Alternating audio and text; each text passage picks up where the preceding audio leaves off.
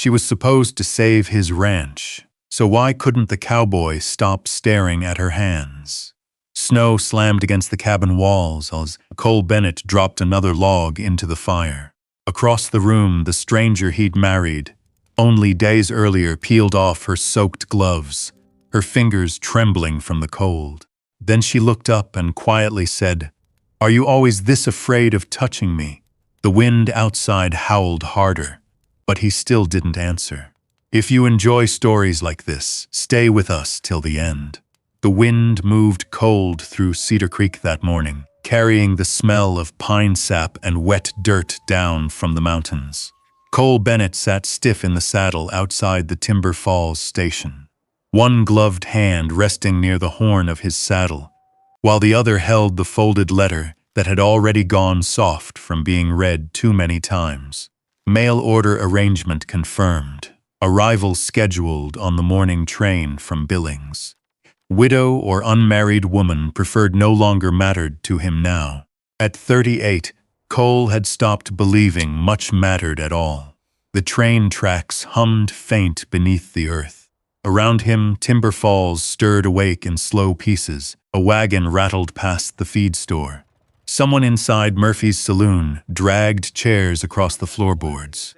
Two boys chased each other beside the water trough, until their mother snapped their names from across the street. Cole barely noticed any of it. His eyes stayed on the tracks.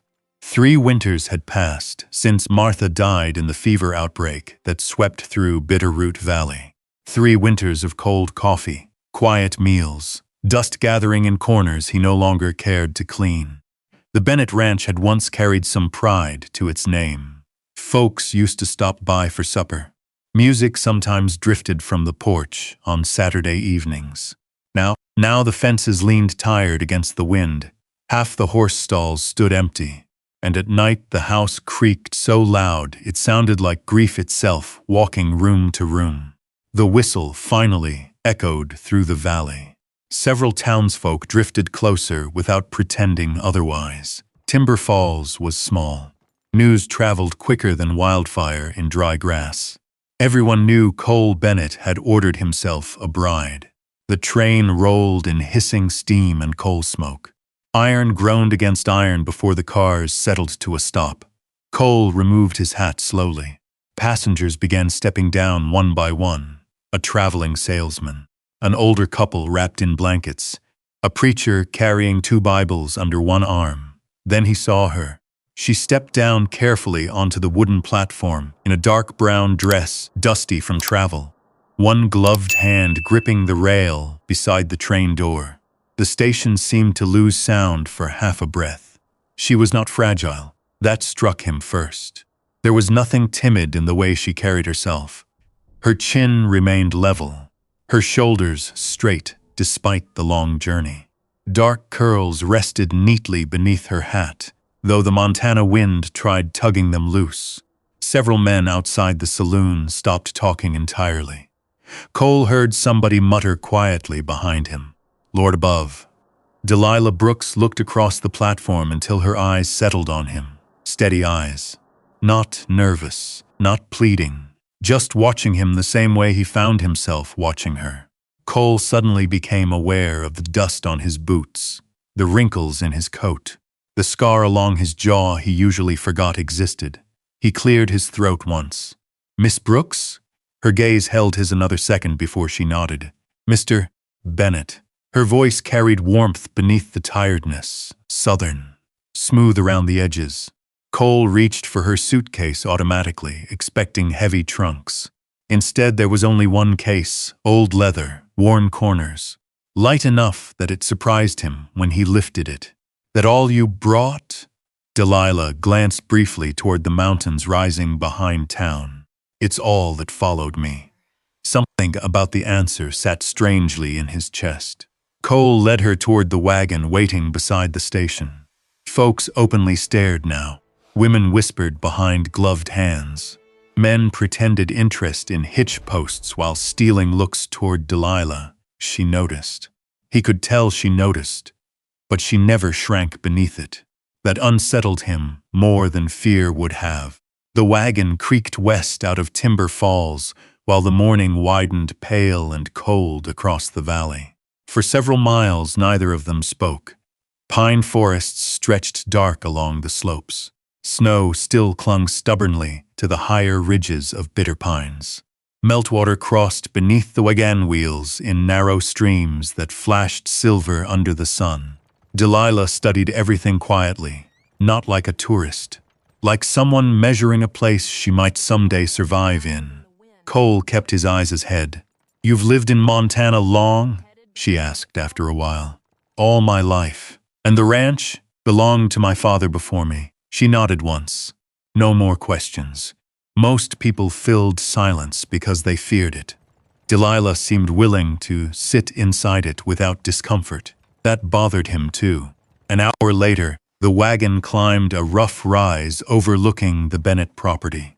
The ranch appeared below them in tired pieces: weather-beaten barn, collapsed section of fencing near the north pasture, smoke barely lifting from the chimney.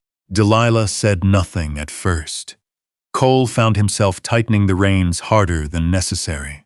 "It's not much to look at right now." Still, she said nothing. Then her eyes shifted past the barn toward the rear pasture. "That gray gelding," she said quietly. "How long's he been favoring his back leg?" Cole blinked. "What?" "The horse by the fence," she pointed lightly. "He's carrying weight wrong." Cole stared at her. Most people noticed the broken fences first, or the house, or the silence. She noticed the horse. "He stepped wrong in winter," Cole finally said. "Never healed proper." Delilah watched the animal another moment. "He's still strong." Cole looked at her strangely after that. The house smelled faintly of cold ash when they stepped inside. Dust lay across the table near the kitchen window. One cupboard door hung crooked. Martha's old copper kettle still rested near the stove exactly where she had left it years ago. Delilah removed her gloves slowly. No complaint crossed her face. No disappointment either. That somehow made the place look worse. Cole carried her suitcase toward the spare room down the hall, then stopped abruptly. The bedroom door stood partly open, and hanging behind it, untouched all these years later, remained Martha's wedding dress beneath its thin linen cover. Cole's stomach tightened hard. He should have moved it, should have packed it away months ago. But grief turned small tasks into impossible things. Delilah stood quietly in the hallway beside him. Her eyes rested briefly on the dress, then on him. No accusation, no pity, no awkward apology. She simply looked away and stepped into the room, as though giving him the dignity of silence. That silence followed Cole the rest of the evening, through supper, through the sound of wind scraping branches against the roof, through the creak of bedsprings down the hall after Delilah retired for the night. Long after midnight, he still sat awake alone at the kitchen table with a cold cup of coffee between his hands. The house no longer sounded empty, and somehow that frightened him more than loneliness ever had. Cole barely slept before dawn crept gray across the windows. He rose stiff from the kitchen chair, poured the cold coffee into the sink basin, and stepped outside into the sharp morning air. Frost still clung to the fence rails behind the barn. Somewhere uphill, a hawk cried across the valley. Usually the ranch woke slow. Today he smelled bacon. Cole stopped halfway across the porch. Warm light spilled from the kitchen window. Smoke rose steady from the chimney, instead of drifting weak and forgotten like before.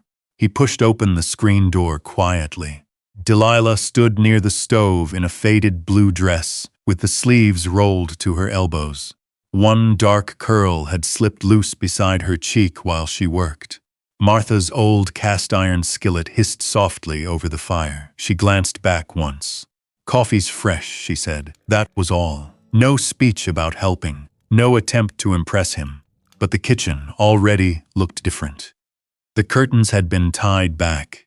Morning sunlight touched the table for the first time in months. Dust no longer covered the windowsill near the sink. Cole removed his hat slowly. "You didn't have to do all this." Delilah poured coffee into a chipped white mug. I know. The answer settled strangely inside him.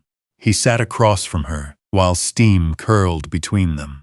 Outside, the wind scraped branches along the roof, but the sound no longer filled every corner.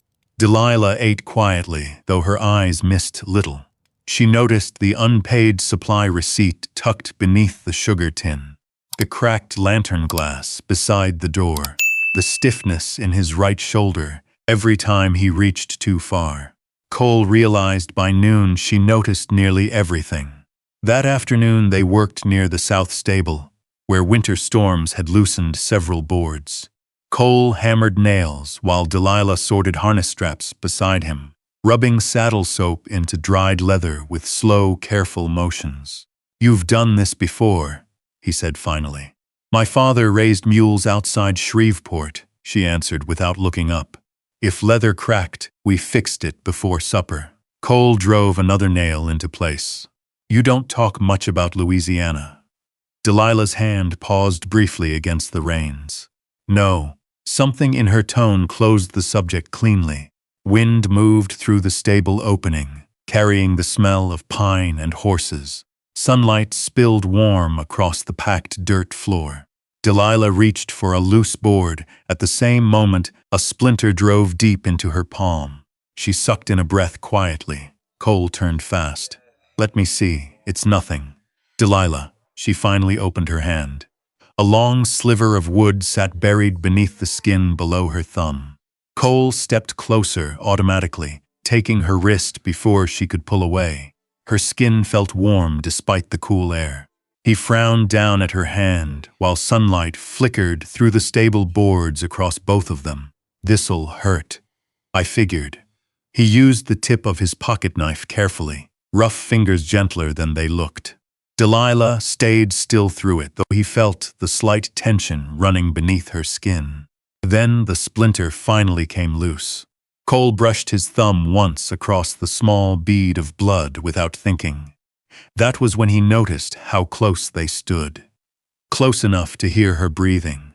Close enough to smell lavender soap beneath dust and horse sweat.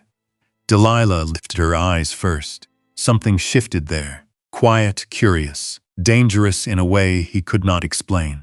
Cole released her hand too quickly and stepped back hard enough to strike the hanging harness behind him. Leather straps rattled overhead. You should wrap it, he muttered. Delilah curled her fingers slowly into her palm. Yes, sir. But the corner of her mouth moved faintly before she turned away. By Friday, Timber Falls had already begun talking. Cole heard it outside Murphy's saloon while unloading feed beside the Mercantile. That woman looks like she belongs in San Francisco theater halls. She won't stay through first snowfall. Pretty women don't marry ranchers unless they expect something. Cole kept stacking grain sacks without answering. Across the street, Delilah stood near the dry goods shop, speaking quietly with Mrs. Holloway about fabric thread. Several men watched openly as she moved beneath the afternoon sun. Cole hated noticing that, which only irritated him more. Later that evening, the cattle auction drew half the valley into town. Horses stamped outside hitching rails while lantern light spilled through saloon windows onto muddy streets. Evelyn Price arrived near sunset in a deep red coat trimmed with fur at the collar. Widowed 5 years, sharp-eyed. Known for lingering too long near lonely men with land. She approached Cole beside the stock pens carrying 2 cups of coffee. Well now, she said lightly, offering one. Didn't expect to see you smiling again after all this time. I wasn't smiling. You nearly did. Her eyes drifted toward Delilah, standing farther down the street beneath the general store awning. She's certainly causing a stir. Cole took the coffee mostly to end the conversation. Evelyn stepped closer. You sure she's staying for you? Cole's jaw tightened. Across the street, Delilah glanced toward them only once. No anger crossed her face, no jealousy. That somehow unsettled him worse. That night they returned to the ranch beneath a cold sky crowded with stars. Cole unsaddled the horses while Delilah disappeared toward the barn, carrying a lantern. Several minutes later, music drifted softly through the dark. Piano. Cole froze beside the water trough. The sound came slow at first, hesitant. Dusty keys waking after years of silence, then steadier. A low, aching melody filled the barn. Cole walked toward it without realizing he'd moved. The old upright piano sat near the back wall beneath canvas tarps and broken tack boxes. Martha used to play it during storms. Delilah sat before it now in lantern glow, fingers moving gently across worn ivory keys. She didn't notice him standing there. Or maybe she did and chose not to stop. Cole leaned against the doorway quietly. The ranch no longer sounded haunted, and for the first time in years, he realized he did not want the silence back. 3 days later, winter returned without warning. Morning had broken mild and bright over Cedar Creek. By noon, dark clouds rolled low over Bitter Pines, swallowing the mountain ridges one by one. Cole stood near the corral gate, staring west. "That storm ain't right," he muttered. Delilah stepped onto the porch, pulling on her gloves. Wind pushed loose strands of hair across her cheek. "The horses still up north?" Cole nodded once. "If snow traps them near the ridge, we'll lose half the herd." Within minutes they were saddled and riding hard through the tall grass beyond the creek beds. Cold wind sliced sharper as they climbed higher into the hills. Pine branches groaned overhead. Somewhere far off, thunder rolled beneath the clouds. Delilah kept pace beside him without complaint. Most folks from the South hated Montana weather. She rode through it like she had already survived worse things. Snow began falling before they reached the upper meadow. At first only thin white flecks, then heavier. The horses grew nervous beneath them. Cole spotted the herd scattered near the tree line, ears pinned back against the wind. "Push 'em downhill," he shouted. The next hour turned wild. Snow whipped sideways so hard it stung their faces raw. Horses screamed through the storm while Cole and Delilah drove them between the pines towards safer ground. Then one young mare panicked. The animal bolted hard across an icy slope, dragging 2 others with it. Delilah wheeled her horse fast to cut them off. "Delilah, no!" Her horse slipped. Cole saw it happen in one sharp, terrible second. Snow broke beneath the mare's front legs. Delilah lost the saddle and vanished sideways down a narrow embankment hidden beneath the drift. Cole threw himself from his horse before it fully stopped moving. "Delilah." No answer, only wind. Then finally, "I'm here." Her voice came muffled from below. Cole slid down through the snow toward her. He found her half buried beside a fallen pine branch, one hand gripping the ice. Her face had gone pale beneath the blowing snow. "My ankle," she breathed. Cole crouched immediately. "You hit your head?" "No." He touched her jaw lightly, checking her eyes anyway. For one strange second, neither moved. Snow gathered in her lashes. His glove still rested against her skin. Then another gust slammed through the trees. Cole looked uphill once and made the decision fast. "We ain't making the ranch before dark." "There's a hunting cabin," Delilah said through clenched teeth. "I saw it riding north last week." Cole stared at her. "You notice everything, don't you? Usually." He slipped one arm beneath her knees and lifted her carefully against his chest. Delilah tensed at first, not fear, more surprise than anything. Cole carried her uphill through knee-deep snow while wind tore across the mountainside. Her gloved hand eventually tightened against the front of his coat to steady herself. The cabin finally appeared through the white curtain of snow near dusk. Small, weather-beaten, half hidden among the pines. Cole shoved the door open with his shoulder and carried her inside. Cold darkness greeted them. He got the fireplace burning first. Dry pine crackled alive beneath the match flame while snow hammered the roof overhead. Delilah sat near the fire, rubbing warmth back into her fingers. Her dress and coat were soaked through from the storm. Cole tried not to look at her, tried harder when she removed her wet gloves and reached carefully toward the buttons at her sleeves. "You'll freeze wearing that," he he said roughly. I'm aware, she spoke calmly, though her teeth had begun chattering. Cole stood abruptly and removed his coat instead. Here, Delilah hesitated before taking it. His coat hung heavy around her shoulders, smelling faintly of leather, cedar smoke, and cold wind. Cole turned his back while she dried her dress near the fire. The cabin glowed dim orange beneath lantern light. Outside, snow battered the windows hard enough to rattle the glass. Cole sat on the far side of the room, sharpening his pocket knife mostly so his hands had something to do. Then Delilah spoke softly behind him. Are you always afraid to look at me? The blade paused against the whetstone. Cole exhaled slowly. No, you are. He lifted his eyes toward her then. Delilah sat close beside the fire, wrapped in his coat, dark curls falling loose around her shoulders now. Warm firelight softened every edge of her face. Cole looked away first. I know what happens when a man stops being careful. Delilah watched him quietly. And what happens? His jaw tightened. You start wanting things you got no business wanting. Silence settled heavily between them. The storm groaned outside. Finally, Delilah lowered her eyes toward the flames. My stepfather owed money, she said quietly. A lot of it. Cole listened without interrupting. The man who owned the debt ran gambling houses down in Louisiana. Silas Granger.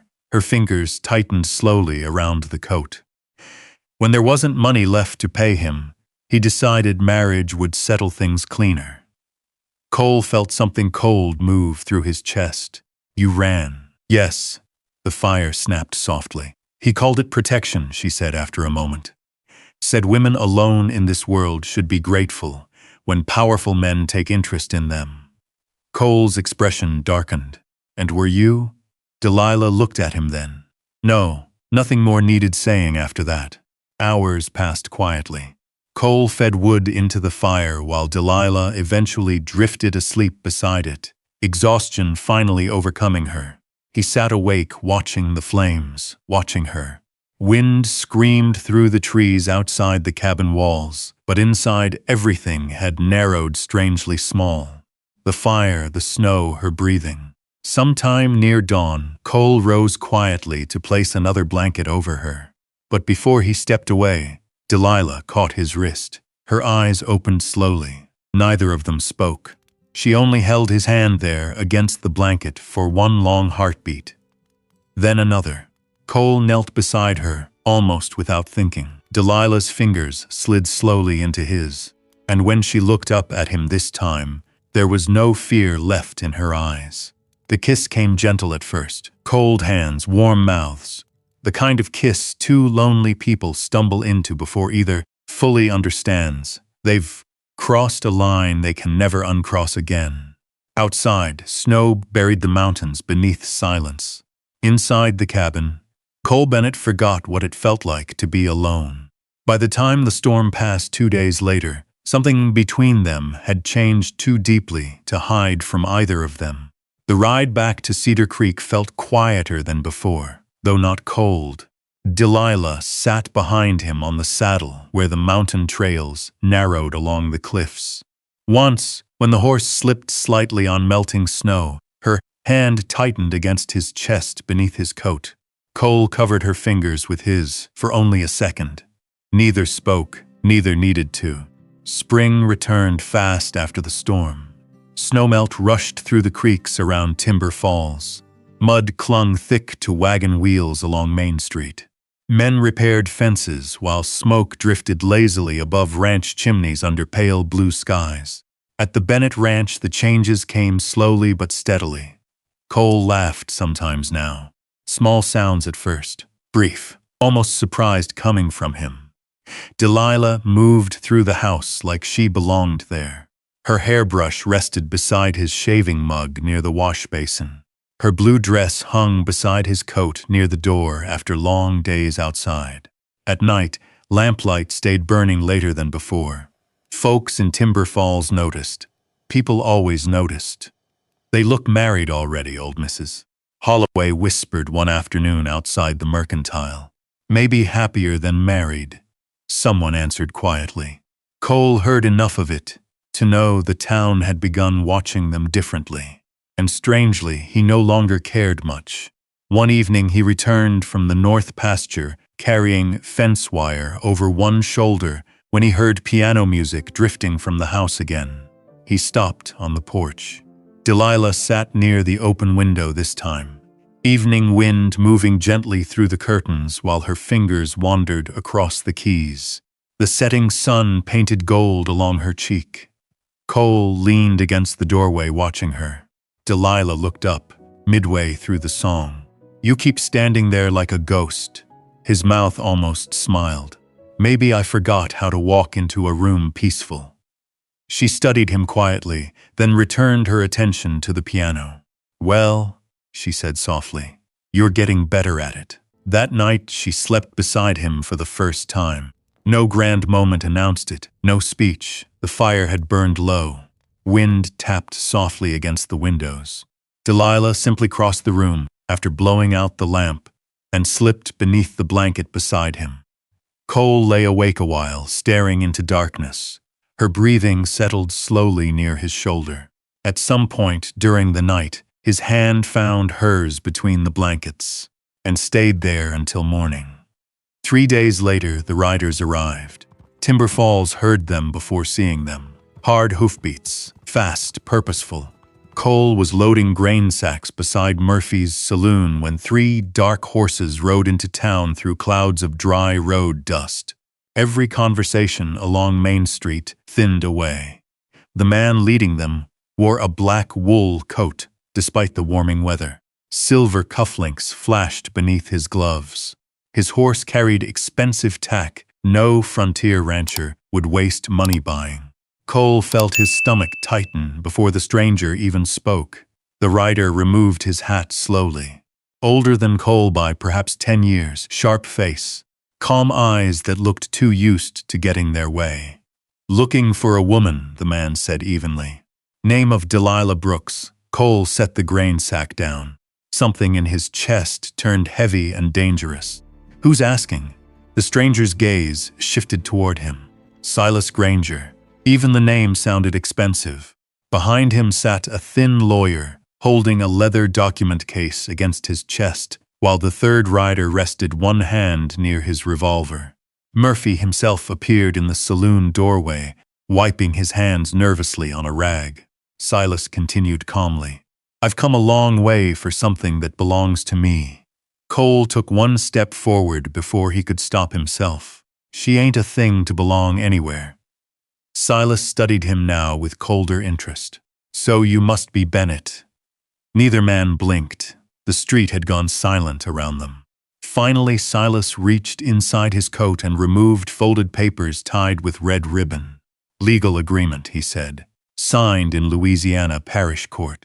Miss Brooks was promised in settlement of debt." His eyes lifted slightly. "I'm here to collect what was stolen." Cole's fists closed hard enough the leather gloves creaked. That evening, the ranch felt different. Not peaceful anymore. Waiting. Delilah stood frozen near the kitchen table after Cole handed her the papers. For a long moment, she said nothing at all. Then very carefully, she folded them again. "I knew he'd come eventually." Cole watched her face. "You know this man?" A bitter little laugh escaped her. "Better than I ever wanted to." The room stayed still except for the ticking clock above the stove. Finally, Delilah sat down slowly.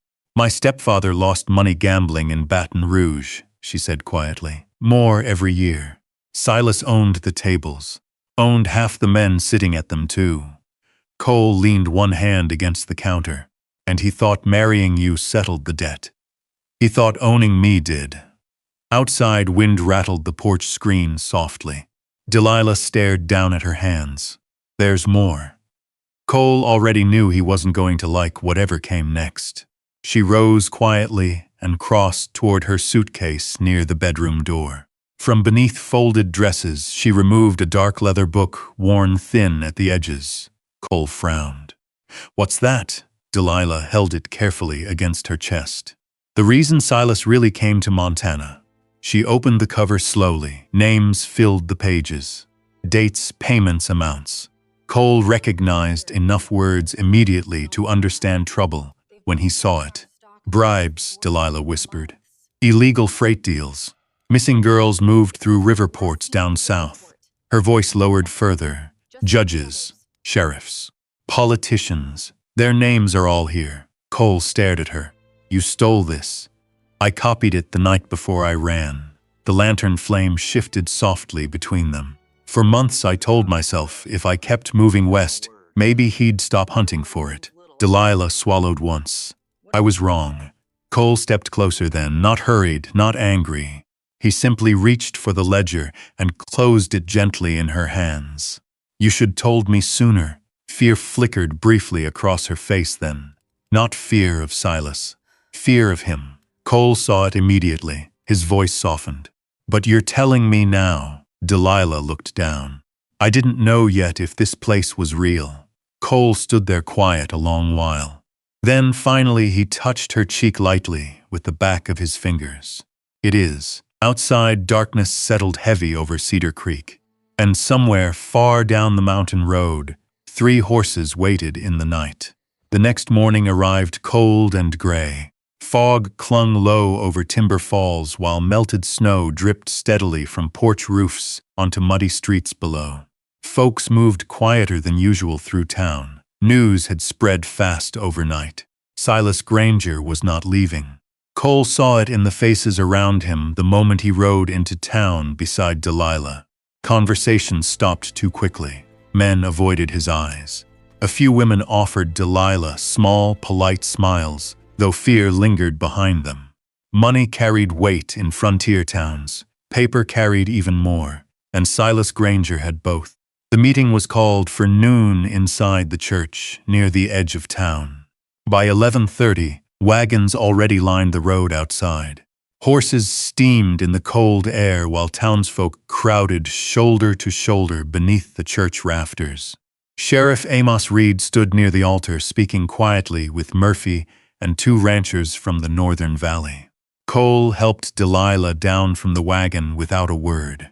Her glove trembled once inside his hand before steadying again. You all right? He asked softly. She nodded, but her eyes stayed fixed on the church doors.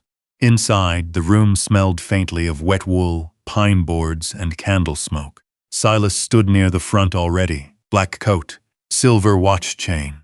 Calm as a man attending business instead of tearing someone's life apart. The lawyer beside him carefully unfolded papers across the minister's table. When Delilah entered, Silas looked at her almost gently. That somehow felt worse. You should have stayed in Louisiana, he said quietly. Cole stepped between them before Delilah answered. Silas barely acknowledged him. Sheriff Reed finally raised one hand toward the crowd. Settle down now. The murmuring slowly faded. Rainwater dripped somewhere near the back windows. Outside, church bells swayed softly in the wind. The lawyer cleared his throat first. Under lawful agreement witnessed in Baton Rouge Parish. He adjusted his spectacles. Miss Delilah Brooks was formally pledged in marriage settlement to Mr. Silas Granger in compensation of unpaid financial debts. Several uneasy murmurs spread through the pews. The lawyer continued reading dates and signatures while Silas watched Delilah without blinking. Cole's jaw tightened harder with every word. Finally, Sheriff Reed looked toward Delilah. You got something you'd like to say? Silence filled the church. For a second, Cole thought she might stay seated. Then Delilah stood, slowly, steadily. She stepped into the center aisle, while every eye in Timber Falls followed her. My stepfather gambled, she said quietly, and lost. The church stayed still enough to hear rain tapping the windows. He lost money first, then land, then livestock. Her voice lowered slightly. Eventually there was nothing left except me. A woman near the back covered her mouth softly. Delilah continued. Silas Granger offered protection, respectability, marriage. Her eyes finally lifted toward Silas. But no one ever asked whether I agreed. Silas folded his hands calmly behind his back. You lived well under my care. Delilah looked at him a long moment. No, she answered softly. I lived, watched. The words settled heavily through the room. Sheriff Reed frowned toward Silas now. Then Delilah reached slowly into her satchel. Cole immediately knew what she was doing. She removed the leather ledger carefully and placed it atop the minister's table. The church stirred louder this time. Silas's face changed for the first time since arriving in Montana. Not anger, alarm. Sheriff Reed opened the ledger slowly. His eyes narrowed page by page. Payments, names, rail shipments. Young women listed beside freight routes, moving east through Louisiana river ports. The sheriff's expression darkened visibly. I know some of these names, he muttered. The lawyer stepped forward sharply. That book proves nothing. It proves enough, Reed answered coldly. Silas moved then, fast, too fast. His hand dropped suddenly beneath his coat. Several people shouted at once. Cole reached him before the revolver fully cleared leather. The two men slammed hard into the front pews, wood cracking beneath the impact. Women screamed. The church benches tipped sideways as both men struggled across the floorboards. Silas swung once wildly. Cole blocked it and drove him backward against the railing beneath the cross. The revolver skidded across the church floor near Sheriff Reed's boots. Enough, the sheriff thundered. Two ranchers grabbed Silas by the arms while Reed leveled the revolver directly at his chest. The church fell silent except for heavy breathing. Silas stared toward Delilah across the broken pews. You think this ends anything? Delilah stood straighter than before. For the first time since Cole had met her, she looked completely unafraid. It ends you owning my name. Silas said nothing after that. Sheriff Reed marched him down the church aisle, moments later between two deputies while rain finally broke into sunlight outside the doors. Nobody moved for several seconds after he was gone. Then slowly, quietly, the tension left the room. Mrs. Holloway stepped toward Delilah first and squeezed her hand gently. Others followed. Murphy tipped his hat. An older ranch wife touched Delilah's shoulder softly as she passed. One by one, the town stopped looking at her like a stranger. By summer, the Bennett Ranch hardly resembled the place it once had been. Fresh paint covered the porch rails. New horses filled the north pasture. Wind carried piano music through open windows most evenings while lantern light glowed warm against the dark hills. People visited now, sometimes for supper, sometimes only to sit a while listening to Delilah play, while Cole leaned back in his chair, watching her with quiet eyes. Late August brought the town social, beneath strings of lanterns hung across Main Street. Children chased each other through the dust while fiddles played near the dance platform outside Murphy's saloon. Cole stood awkwardly beside the refreshment table, holding 2 cups of coffee. I don't dance, he muttered. Delilah smiled faintly. You survived a blizzard. I think you'll survive a waltz. A few minutes later, she guided him slowly across the wooden dance floor beneath the lantern glow. Cole stumbled once. Delilah laughed softly. And hearing that sound beneath the Montana stars felt somehow larger than the mountains themselves. Much later that night, they sat together on the ranch porch, while summer wind rolled gently across the fields. Far off, cattle bells clinked in the dark. Cole reached into his pocket quietly. Delilah looked down as he slid a small gold ring into her hand. The train brought me a wife, he said roughly. But you gave me back my life. Delilah's eyes shone softly in the porch light. She rested her head against his shoulder. And you gave me a place no man can ever take from me again. The wind moved warm through the tall grass below the porch. Inside the house, the piano waited near the open window. And for the first time in many years, the Bennett Ranch no longer carried the sound of grief. Only home. Maybe that's why stories like this stay with us long after the screen fades to black. Not because of the snowstorms, or the gunmen, or even the long ride across Montana. It stays because somewhere deep down, most people know what it feels like to carry an old loneliness so long that it starts to feel permanent. And maybe, if we're honest, many of us have wondered what it would feel like to have someone walk into our life the way Delilah walked into Cole's. Quietly, gently, without trying to fix every wound, but somehow making the world feel warm again just by staying. Cole gave her protection, but Delilah gave him something harder to find. A reason to open the front door each morning and believe life still had room for joy. Sometimes love doesn't arrive loudly. Sometimes it comes like piano music in an old barn, or a hand reaching for yours during a storm. And sometimes the bravest thing a person can do is trust that their heart can survive one more beginning. If this story reminded you of someone you once loved, or someone who helped you heal, tell us their name in the comments below. And if you'd like, stay a while longer with us. There are still more stories waiting down dusty roads. Stories about broken hearts, second chances, and the quiet kind of love that keeps people going long after the hard winters pass.